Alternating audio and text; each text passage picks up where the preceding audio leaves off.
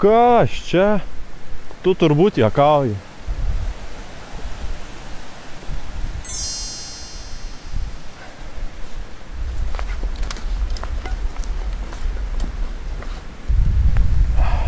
Žinot tą jausmą, kai ryte pabundi, tikrai labai nusteikęs gerai pažvejot ir susidedi visus daiktus, eini į mašiną, įdedi raktelį, suki ir neužsiveda. Aš irgi nežinojau iki šiandien.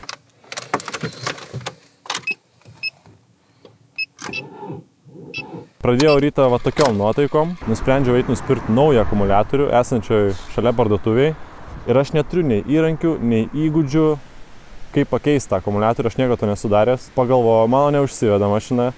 Žinau, kad yra kitoj gatvėje servisas. Nuėjau, pakalbinau žmogų ten dirbantį, sakau, tokia ir tokia problema, gal jūs galėtumėt ateiti tiesiog iki mano automobilio ir pakeisti. Ir ką jūs galvojat? Tai nuėjom mes su to mechaniku, jis man viską ten pakeitė per 5 minutės.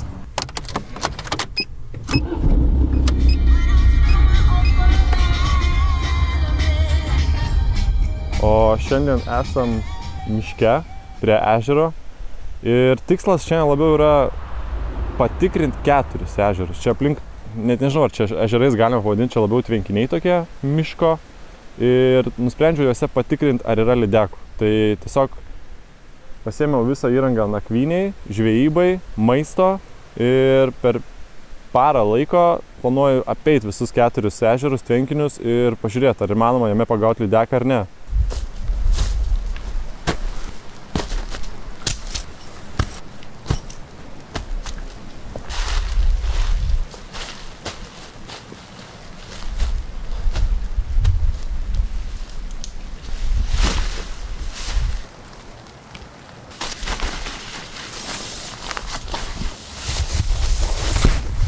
Oi. Kažkaip man reikia čia pastogę pasistatyti. Bet mums reikia malkų.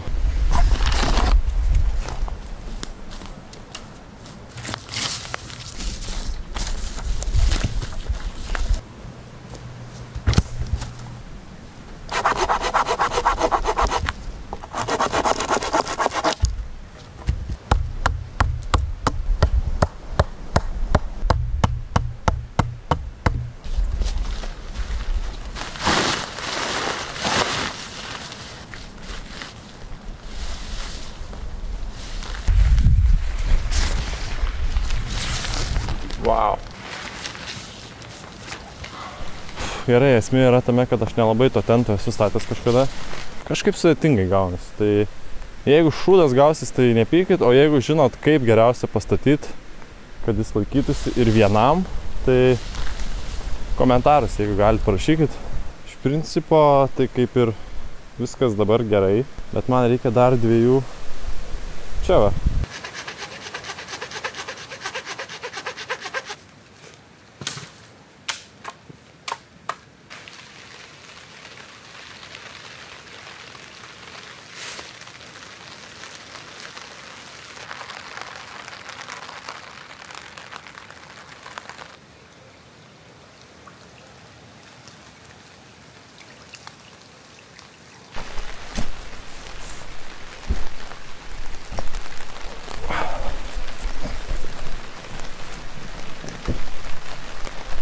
O!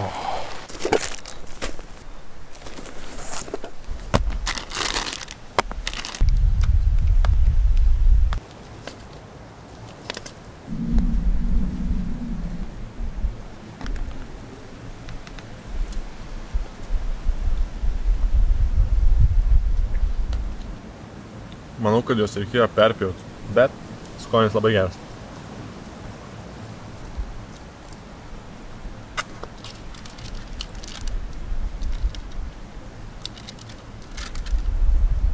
Turim geras 4 valandas tokios pažvejot.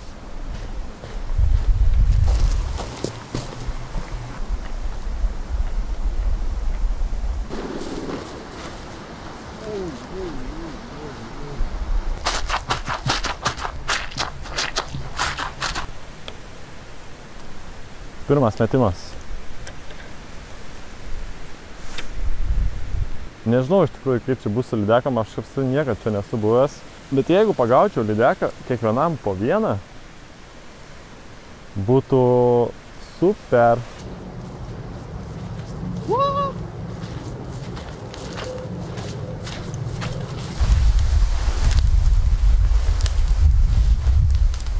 Jie labai kvepia.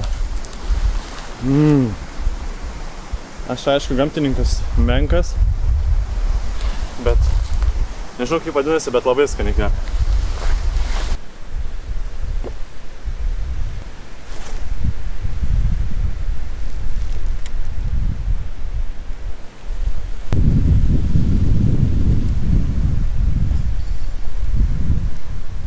Bubo.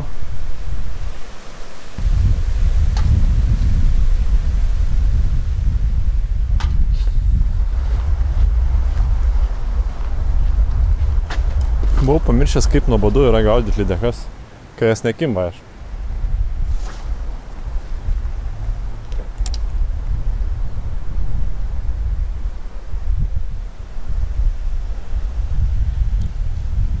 Yra.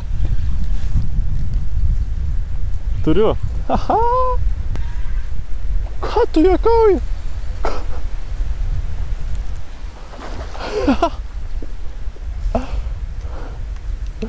Tu nejuokauk.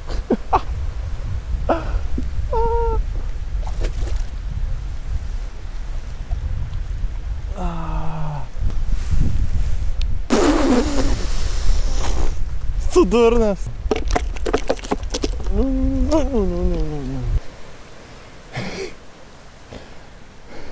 Tokia lydeka, va.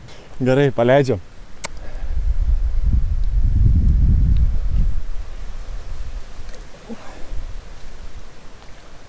Wow. Ačiū. Kaip aš dievinu tą jausmą, kai tu mažai tikiesi ir pagauni žuvį. Labai štai nereali buvo.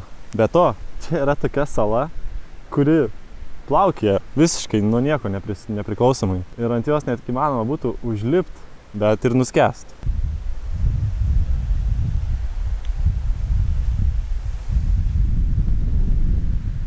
Tai va, taip radau savo geriausią gumą, ant kurios pagavau lydeką. Kodėl jis atsikabino? Aš net nemačiau iš tikrųjų. Tiesiog dingo mano masalas. Čia labai tiktų pasakymas. Nors gal nelabai, bet nesidžiauk radęs, neverk pametęs.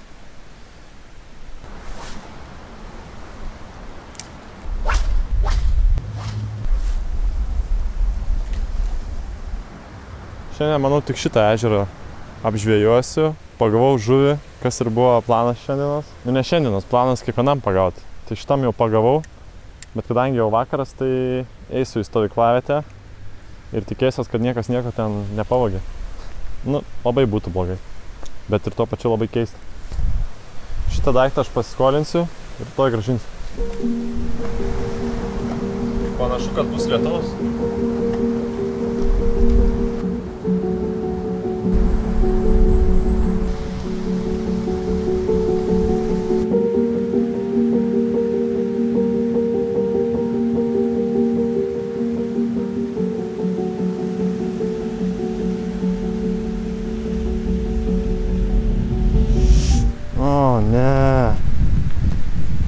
Kas buvo?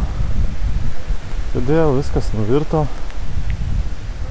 Tai va tokia aš pasistačiau. Reikia atstatyti.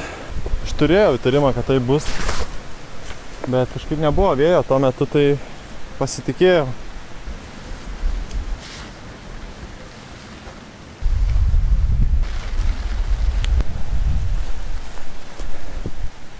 Gerai. Kamal kapjūtė.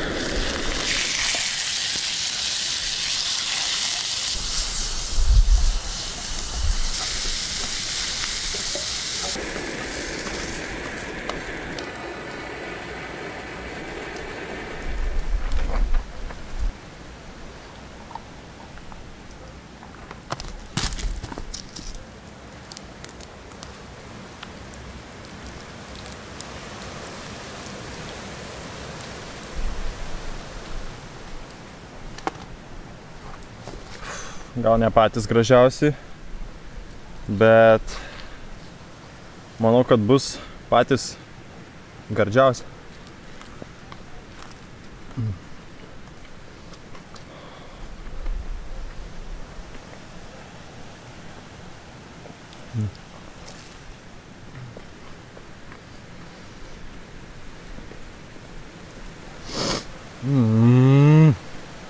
Kaip gerai. Žinot, kodėl žmonės važiuoja stovyklauti, į kalnus, kempint, haikint, vien dėl to, kad pavalgytų maistą gamtoje ir gražiose išskirtinose vietose.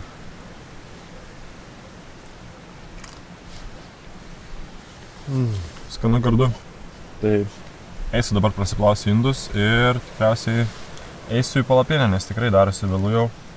Tai greičiausiai iki ryto.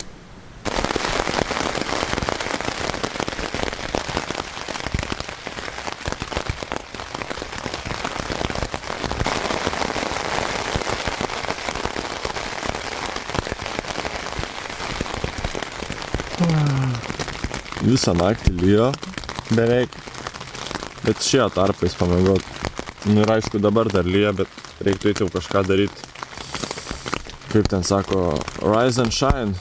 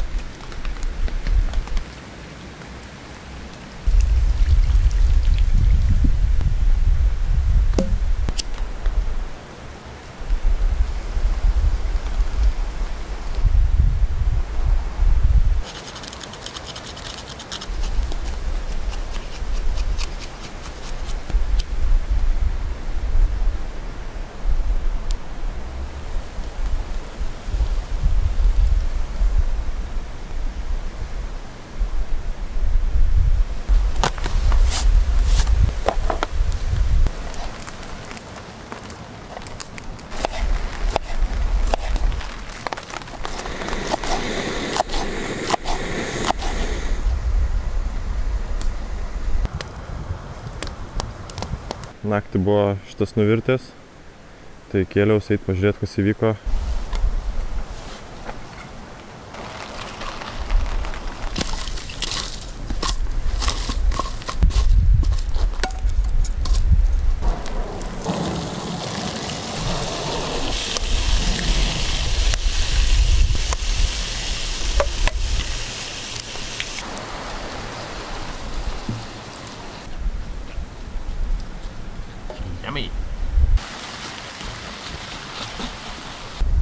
Man irgi taip skaniai atrodo, kaip ir jums.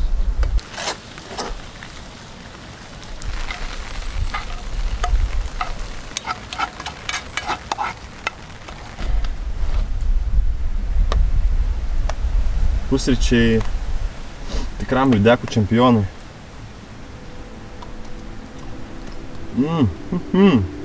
Oras atrodo dabar susitvarkė, tai vat pavalgau ir kylam į kovą.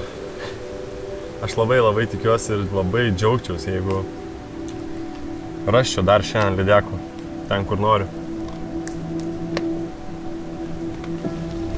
Kodėl dabar žmonės nesugeba prieiti prie veidrodžio ir sakyti, labas, aš noriu su tavim tiesiog pabūti. Kartais nieko nereikia, tiesiog. Visada visiems dabar reikia įrenginio, žmogaus, daikto. Kartais yra taip smagu tiesiog nieko neveikti, pasidžiaugti, kas aplinkui yra.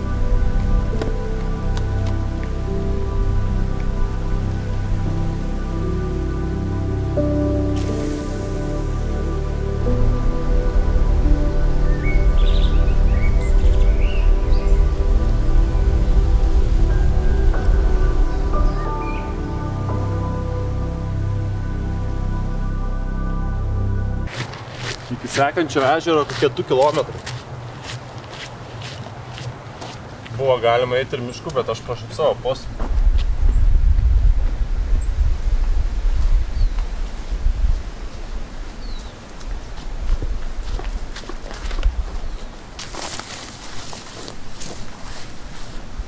žavi vieta. Bet įtariu, kad čia visas ežeras bus neprieinamas. Kiaurai šlapios kojos. Neina arčiau čia tikrai prieiti.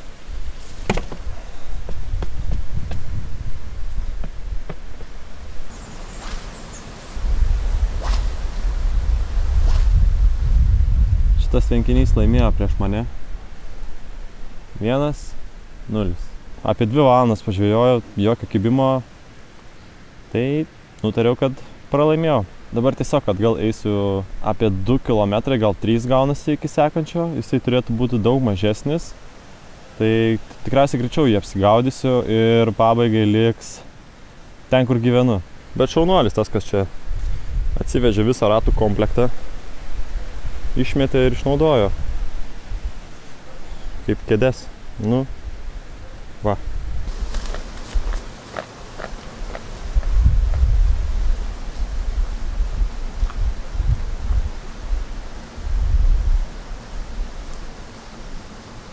Šiaip iš pradžių turėjau minčių, kad gal dar pagrybauti išeitų, bet iš manęs labai nevykęs grybautojas ir dabar nelabai likę tų žinomų grybų man.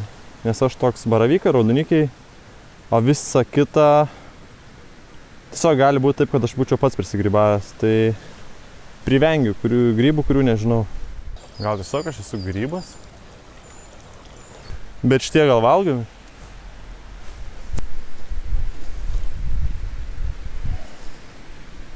Oho. Kas žinot gyvūną? Dar visi dantys likę. Šaunuolis gyvūnėlis, šaunuolis.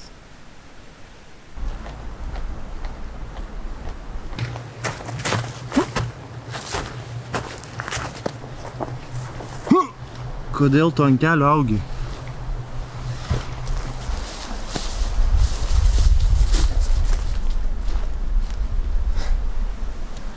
Atrodo gera vietelė.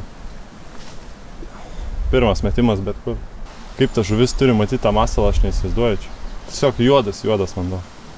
Tamsus, 20 cm matosi. Pats masalas tai ganėtinai šviesus, bet po vandeniu visiškai nesimato. Nesu tikras, ar čia kažkur kitur dar galima prieiti prie šito prūdelio.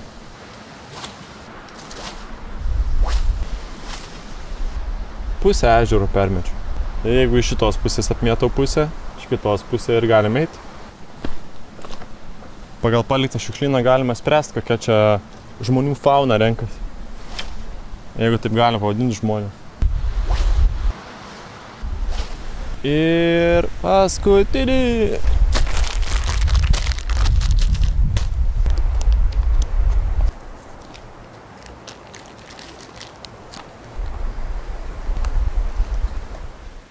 Tas tvenkinys vadinasi Varle ežeris. Tai mane sudaužė į vienus vartus. Paskutiniam tvenkiniui skiriu 2 valandas žvejybos. Jeigu pagausiu anksčiau ir baigsiu anksčiau, daugiau nebegaudysiu vieną žuvį tikriausiai. O jeigu 2 valandų neužteks, tai viskas, tada važiuosiu namo ir nepagavęs.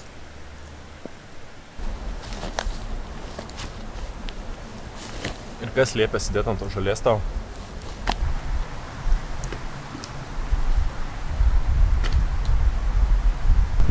Grįžau jau beveik į poilsiavietę. Žinokit, dar visai neblogai, jis čia laikosi. Kas čia parašiutas? Nu, gražu, čia šikna kažkokia gaunasi. Nu ką, paskutinis ežeras, prie kurio gyvenam visą parą. Kaip ir minėjau, 2 valandos, kiek įmanoma tiek apeinu. Ir žiūrim, ką turim, daug nekalbam, tiesiog bandau žvejot. Vilties turiu nemažai. Kažkaip atrodo, gal čia turėtų būti žuvies.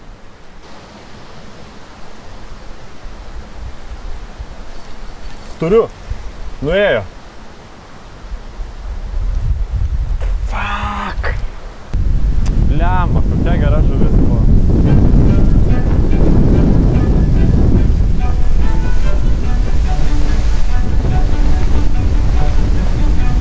Jisai nekaip laikosi, žinokit. visada čia buvo lydeka šalia manęs. O aš kažkur vaikštau. Man labai potenciali vietelė atrodo prie to beržo. Arba lydekai, arba prarast masą.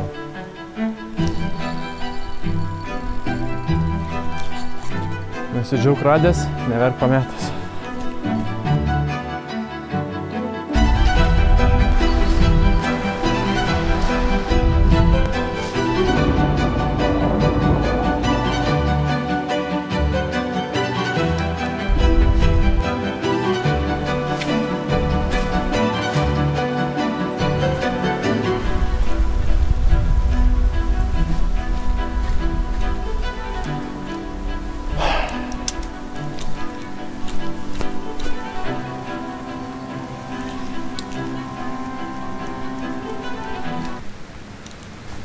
Gerai, tebūnie, aš priimsiu tai kaip ženklą, kad čia reiktų dar grįžti.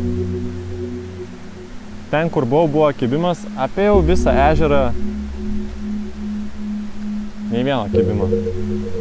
Nežinau, esu labai patenkintas viskuo, maistas, žvejyba, ežerai, gamta, miškai, grybai. Man šis buvimas gamtoj vienu metu buvo ir labai atsipalaidavimas didžiulis, bet tuo pačiu ir nuovargis, nes paradoksas ir yra tame, kai tu išvažiuoji stovyklaut, tai vienu metu tu ir pavargsti super, bet kitu labai pailsi. Tai aš nežinau, kaip šitą paaiškinti, bet man taip yra, todėl